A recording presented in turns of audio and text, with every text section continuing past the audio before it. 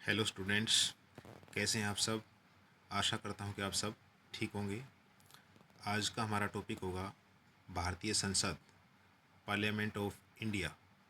आज हम भारतीय संसद के बारे में डिस्कस करेंगे।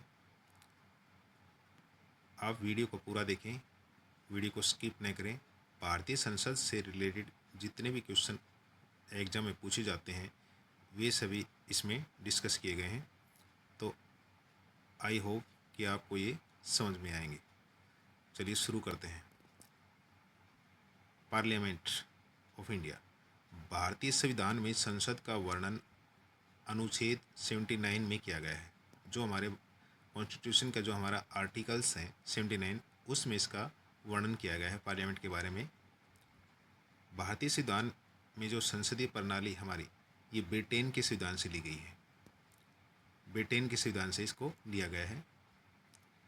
संसद भारत का सर्वोच्च विधायी निकाय है। भारतीय संसद में राष्ट्रपति तथा दो सदन, राज्यसभा जो राज्यों की परिषद और लोकसभा लोगों का सदन, ये शामिल होते हैं। भारतीय संसद के अंदर राष्ट्रपति, राज्यसभा और लोकसभा तीनों इसके अभिन्न अंग हैं।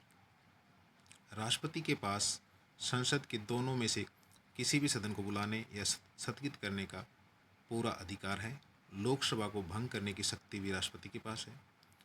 भारत का संविधान 26 जनवरी 1950 को परिवर्तित हुआ। भारतीय संसद के जनक कौन थे, ये क्वेश्चन आता है। तो भारतीय श्री गणेश वासुदेव मालुंकर, जिन्हें प्यार से दादा साहब मालुंकर के नाम से याद किया जाता है, तथा जिन्हें स्वयं पंडित जी जवाहरलाल नेहरू ने लोकसभा के जनक की उपाधि से सम्मानित किया था। भारतीय संसद की स्थापना कब हुई थी? प्रथम निर्वाचित संसद अप्रैल 1952 में अस्तित्व में आई थी। संसद का कार्य है, संसद सरकार के कार्यों की जांच करती है, नए कानून बनाती है, कर निर्धारित करने का अधिकार रखती है तथा दैनिक मुद्दों पर बहस भी करती है। पार्लियामेंट संविधान में व्यवस्था कि सदन की अधिकतम जो सदस्य संख्या है वो 550 होगी। वर्तमान में 530 सदस्य राज्यों से इसका प्रतिनिधित्व करते हैं और 13 सदस्य जो हमारे केंद्र शासित प्रदेश हैं वहाँ से चुने जाते हैं। कुल मिलाकर 543 इसके सदस्यों की संख्या है। संसद का गठन कैसे होता है? संघ का विधानमंडल, जिसे संसद कहा जाता है, राष्ट्रपति और दोनों सदन से मिलकर बना होता है, जिन्हें हम राज्य परिषद या राज्यसभा और लोकसभा के नाम से जाना जाता है। प्रत्येक सदन को अपनी पिछली बैठक के हिसाब से 6 महीने के अंदर दूसरी बैठक करनी अनिवार्य होती है। कुछ मामलों में दोनों सदनों की संयुक्त बैठक की आयोजित भी की जाती है। ये बैठक का आयोजन राष्ट्रपति के द्वारा किया जाता है। लोकसभा लोकसभा का गठन 17 अप्रैल 1952 को हुआ और लोकसभा की पहली बैठक 13 मई 1952 को हुई थी। लोकसभा की पहली बैठक 13 मई 1952 को हुई। भारत में पहले लोकसभा के अध्यक्ष गणेश वासुदेव मालुंकर थे। भारतीय संविधान में लोकसभा का जो वर्णन है वो आर्टिकल 81, जो हमारा अनुच्छेद 81 है, उसमें इसका पूरा वर्णन दिया गया है। 1954 में लोकसभा को हाउस ऑफ पीपल के नाम से दिया गया। लोकसभा की सदस्यता के लिए अनिवार्य योग्यता क्या होती है? वह भारत का नागरिक हो, उसकी आयु 25 वर्ष या इससे अधिक हो, वह भारत सरकार या राज्य सरकार के अंदर किसी लाभ के पद पर न हो।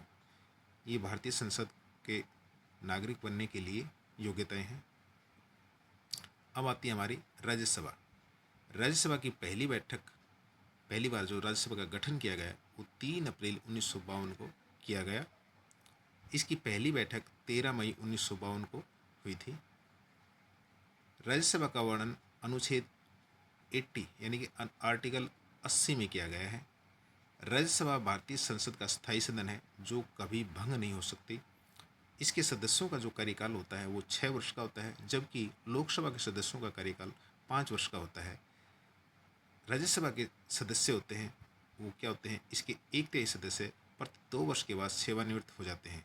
इसलिए ये कभी भंग नहीं होता। इसलिए राज्यसभा एक स्थायी सदन है। इसे उच्च सदन भी कहा जाता है। राज्यसभा के सदस्यों की संख्या 250 हो सकती है। राज्यसभा की सदस्यता के लिए न्यूनतम आयु 30 वर्ष है, जबकि लोकसभा के लिए न्यूनतम आयु 25 वर्ष है। भारत का राष्ट्रपति उपराष्ट्रपति राज्यसभा का पदेन सभापति होता है।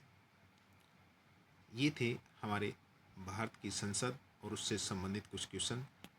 आशा करता हूँ कि आपको ये समझ आएंगे। अगर आपको अच्छे लगे तो लाइक और शेयर करना न भूलें।